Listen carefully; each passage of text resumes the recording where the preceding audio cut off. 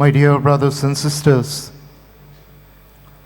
some years back, I had gone to visit the sick at our own GMC hospital in Bambolim, Goa.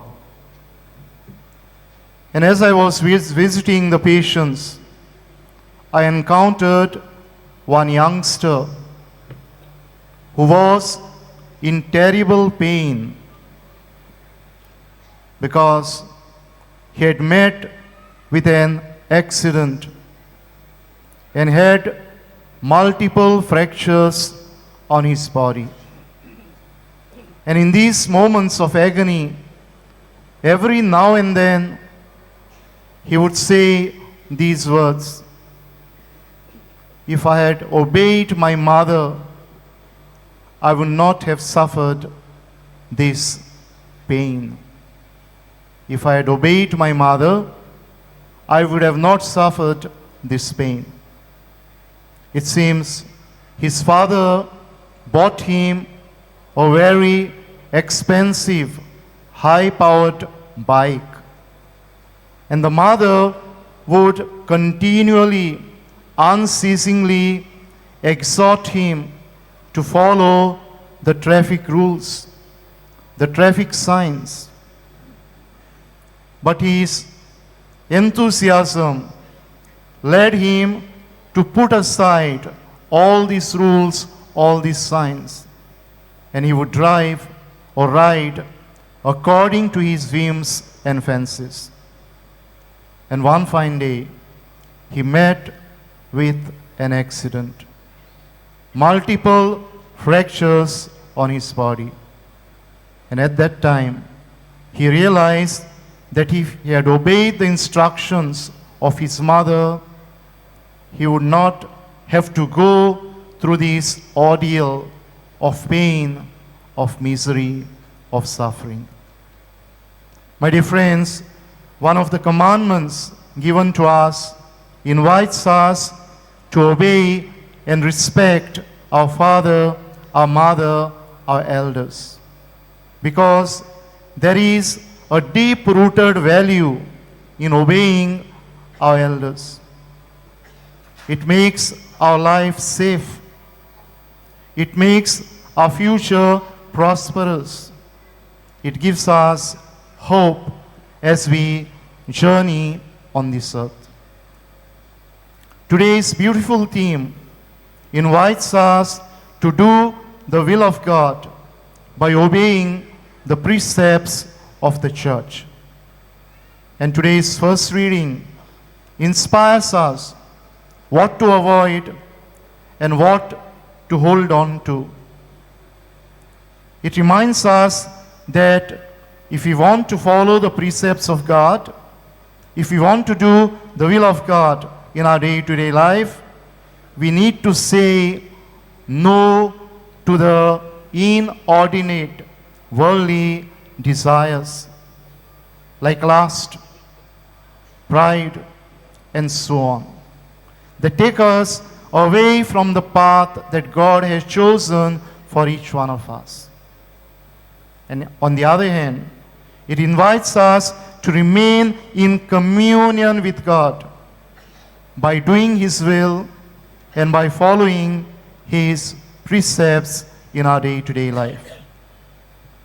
In the gospel today, we are presented with a model for obeying God's commands, for doing God's will in the person of Anna or Hannah, a lady who was 84 years old.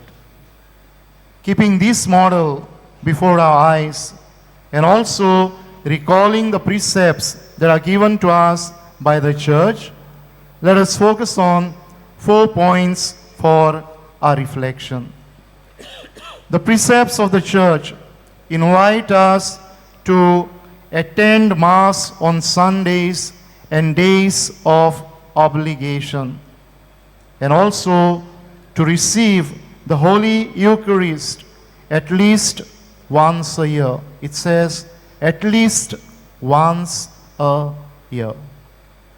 We can see in Hannah or Anna her commitment to God through prayer.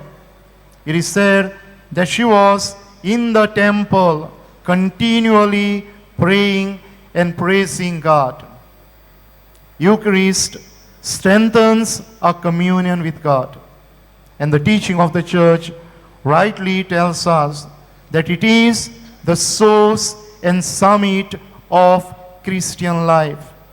It is the beginning and the climax of our Christian life, because from this marvelous sacrament we draw a lot of strength for our day-to-day life. God gives us the nourishment for our spiritual growth, for our spiritual well-being. Secondly, the precept of the Church reminds us about the days of reconciliation, the sacrament of reconciliation. And there also it says, at least once a year. Again, I would like to say, when it says at least once a year, it does not mean that we should not frequent this sacrament more than once during the year.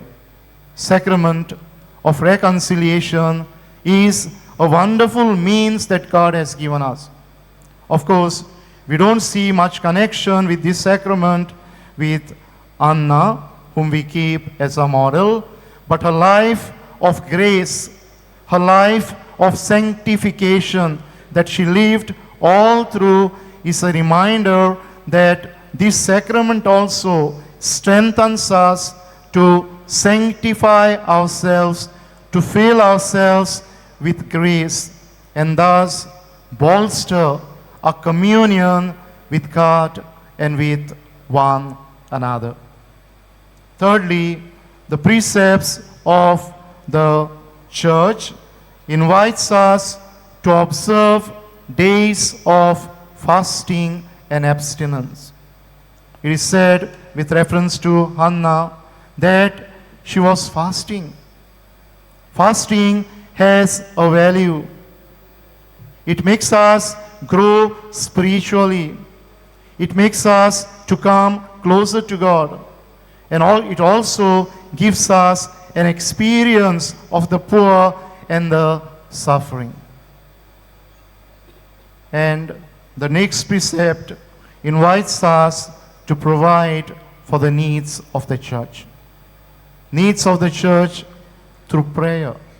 We know Hannah was continually praying and waiting for the coming of the Savior, who would set free the world from all sorts of evil forces. We are invited to support the needs of the Church through our prayer and also through our acts of charity. My dear friends, as we reflect today on this theme, doing God's will by observing the precepts of the Church, let us pray for God's grace, that He may continue to strengthen us through the intercession of Saint Francis Xavier, that by following his precepts in our day-to-day life, we may continue to do His will. As we pray especially today for all our Goan brothers and sisters who are working or studying out of our Archdiocese of Goa and Daman, let us also pray for each one of them. Some of us might be here, some of us might be having our near and dear ones abroad. Let us pray for them, that God may continue to give them grace in their difficulties, in their trials, in their tribulations, that Christ may continue to be a friend and companion to them in their loneliness away from home, and may the Spirit of the Lord continue to guide them when there are moments of disillusionment, when there are moments of anxiety in their life. Let us continue our prayer for each one of us, and especially for our brothers and sisters who are out of our archdiocese as we carry on with this Eucharistic celebration.